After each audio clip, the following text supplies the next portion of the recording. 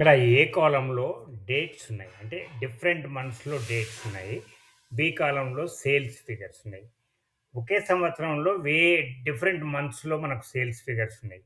నాకిప్పుడు ఇక్కడ year vice summary కావాలి. అంటే 2 సంవత్సరాలు తీసుకున్నా నేను చిన్న డేటా సెట్టు. ఎన్ని సంవత్సరాల సేల్స్ ఫిగర్స్ మన దగ్గర ఉన్నా కూడా మనం ఇదే పద్ధతి పాటించవచ్చు. ఇది బిజినెస్‌కు చాలా ఉపయోగం ఉంది. 10 సంవత్సరాల సేల్స్ ఫిగర్స్ మన దగ్గర ఉన్నాయి డిఫరెంట్ మంత్స్‌యి.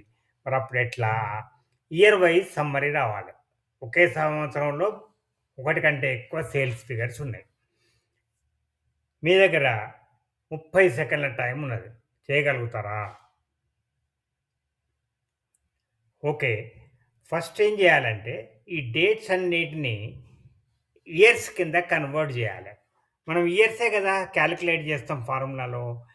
ఈక్వల్ టు ఇయర్ అనే ఫార్ములా ఉంది. ఇయర్. దేని ఇయరు? డేట్ చెప్పాలి. మనము ఈ డేట్ సెలెక్ట్ చేసుకోవాలి. బ్రాకెట్ క్లోజ్ జేసి ఎంటర్ జేయాలి. మనం ఎందుకు నేమొచ్చిందిక్కడ? తప్పు స్పెల్లింగ్ పడ్డదిక్కడ. ఇయర్ స్పెల్లింగ్ కరెక్ట్ ఉండాలి గదా! ఇయర్ వచ్చేసిందా? ఇప్పుడు ఈ ఫిల్ హ్యాండిల్‌ను నేను డబుల్ క్లిక్ జేస్తా. ఆ ఫార్ములా కింద సెల్స్‌లో కాపీ అయిపోయింది. ఇప్పుడిక్కడ 2023 చాలా సార్లున్నది. 2024 గూడా అట్లనే ఎక్కువ సార్లున్నది. మనకు ఒక్కటేసారి గావాలి మనం ఫార్ములాలో ఉపయోగించాలంటే. అందుకని ఇక్కడ ఏం జేస్తాం మనము యూనిక్. దేని యూనిక్? యూనిక్ వాల్యూ తీసుకో. దీనిలో C2 టు C13. C2 నుంచి C13 ఉన్న దానిలో యూనిక్ వాల్యూ తీసుకో అని ఫార్ములా మనం ఎంటర్ చేస్తాం. చేస్తే 2 సంవత్సరాలే వచ్చినాయి. ఇప్పుడు మనం ఇయర్ వైస్ సమ్మరీ కోసం ఫార్ములా మనము ఎంటర్ చేస్తాం.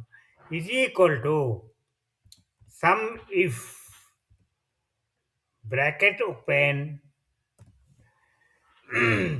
C2 to C13. C2 to C13 some చేయమని అంటున్నాం. ఏంటిది క్రైటీరియా? D2. D2 criteria. దేన్ని సమ్ చేయాలి? డబ్బులు సమ్ చేయాలి. అది ఎక్కడున్నది?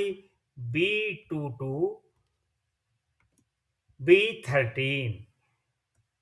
Bracket close. ఎంటర్.